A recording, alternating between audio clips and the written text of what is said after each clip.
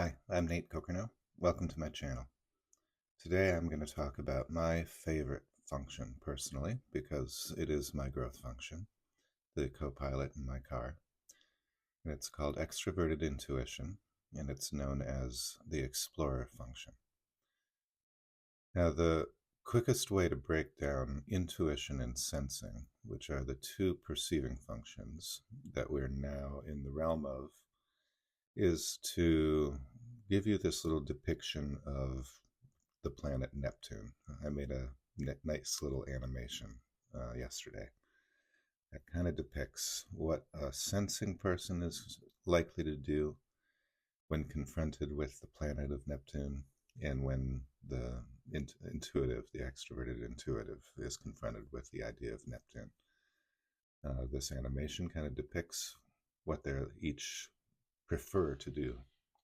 So you see, this is the sensor who just wants to zoom in, and this is the intuitive who just wants to zoom out.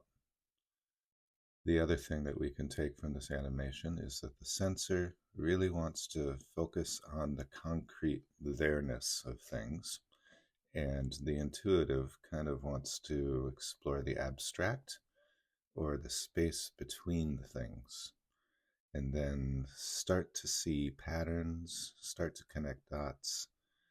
That's what extroverted intuition is all about. We could try to transport ourselves back to the days when most of us thought that this was a flat earth.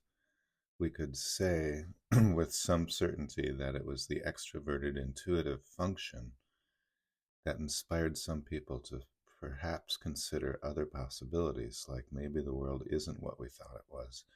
Maybe there's more to explore. That's what extroverted intuition is all about. So novelty is really the domain of extroverted intuition. It is thrilled by novelty. It's excited by novelty. It wants to find out more anytime it's faced with novelty. NEs are the visionaries. We could look at Steve Jobs as kind of the classic extroverted intuitive mind. You have to understand that every new invention starts with a thought in somebody's head, and that's usually a visionary's head, an extroverted intuitive's head. And they're the ones who just imagine the possibilities, and then they kind of leave it to others who have skills and strengths that they do not have as extroverted intuitives to implement and execute those ideas and turn them into something concrete. But that's not what extroverted intuition is about. Extroverted intuition is about having the vision in the first place, seeing the possibility. The old Star Trek theme, "Go fearlessly where no man has gone before," I think, or something like that. That's the theme of the extroverted intuitive. The extroverted intuitive mind absolutely loves connecting dots and seeing patterns in things, and just recognizing that there are other possible interpretations or explanations for why things appear to be happening the way that they are. So they're interested in the space between things more than they're interested in the things themselves. We're really interested in the abstract. So I can speak to how it kind of shows up in me, and it shows up, I think, differently in different folks with extroverted intuition. For me, it is purely kind of a research exploration. Um, if you've been watching my channel for a while, you know that I flip between talking about science, talking about history, talking about politics even, and talking about the spiritual truths of the Course in Miracles. It's because my mind is seeing dots in all these various places, and then connecting dots, seeing parallels, seeing alignments everywhere, and just calling people's attention to them. And it's not to say that it's absolutely true what I'm seeing, it's just another possibility of what is true. And the extroverted intuitive really wants to just play with all of the possibilities. But it could also show up for some people in more of a social realm. You would imagine the extroverted intuitive is the person who walks into the room and basically wants to connect with everybody in there at some point during the evening, that they want to just absorb as much information as possible. It's very, very expansive, extroverted intuition.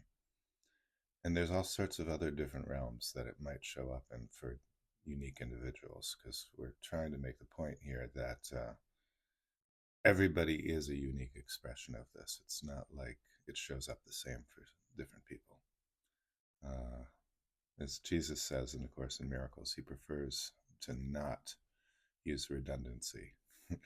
And so we were created, you could say God chose not to create redundancy, which means that we were each created differently. And yeah, we could even look at extroverted intuition as like that part of us that seeks out the the love, the true expression of everybody's soul, instead of kind of the limiting thoughts of the ego about somebody. That's extroverted intuition. So to me, it's my favorite function because it is the function that having it in my co-pilot, it's the one that I want to nurture in order to grow and also in order to teach others, to expand other minds is basically my mission statement in life. So then there are some of the ego characteristics. This would be, again, if you have extroverted intuition or an NE in the back seat of your car in either the 10-year-old or the 3-year-old function, then this kind of stuff might come up. It can lead you to feel rather untethered from reality, because you're so far out in that dreamland, in that explorer, imaginative world, that your feet aren't still really firmly on the ground. And that could probably be an extremely uncomfortable feeling. I think that what we know as manic periods in certain people's behavior, we associate that with the bipolar condition, and they're so sure everything that they're touching is gold, that it could probably be the cause of some overconfidence, that you're on the right track as far as like figuring things out.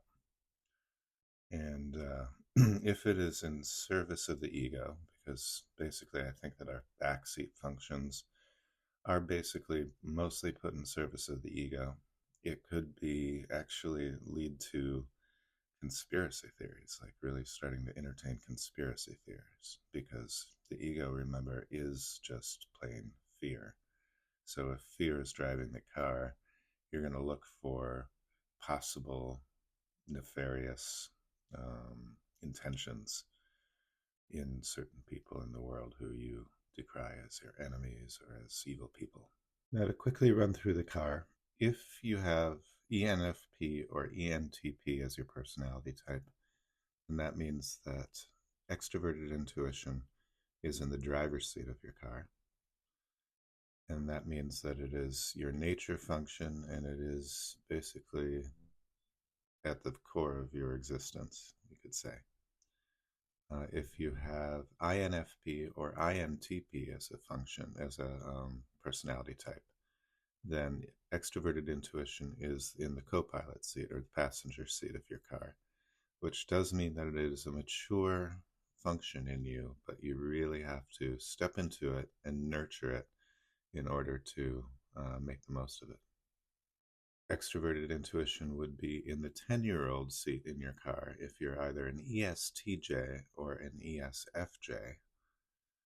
And it would be in the 3-year-old seat, which is really we call it the 3-year-old because it's the default. It doesn't come up unless you're sort of desperate.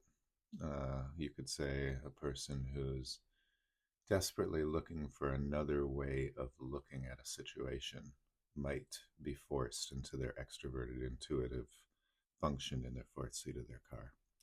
And that could be either an ISTJ or an ISFJ who has it in that seat. It's a great function. That's all I have to say about it. If you have it, especially if you have it in the second seat of your car, the co-pilot, you really want to understand it and you really want to go there. It kind of frees your mind of all of the limiting thoughts and beliefs that you currently possess and that are currently showing you a limited world. All right, so that does it for today. I want to thank you all for joining me. And I want to remind you that I am going to be leading a sort of group where I facilitate the workbook lessons in 365 straight days in the year of 2026. And you can look down at the More section for information about how to sign up for that.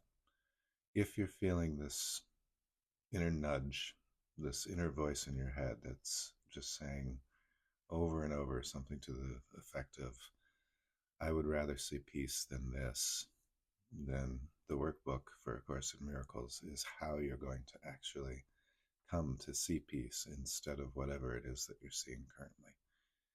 So it truly is the quickest road that I know of to healing from all of our ego thoughts and beliefs.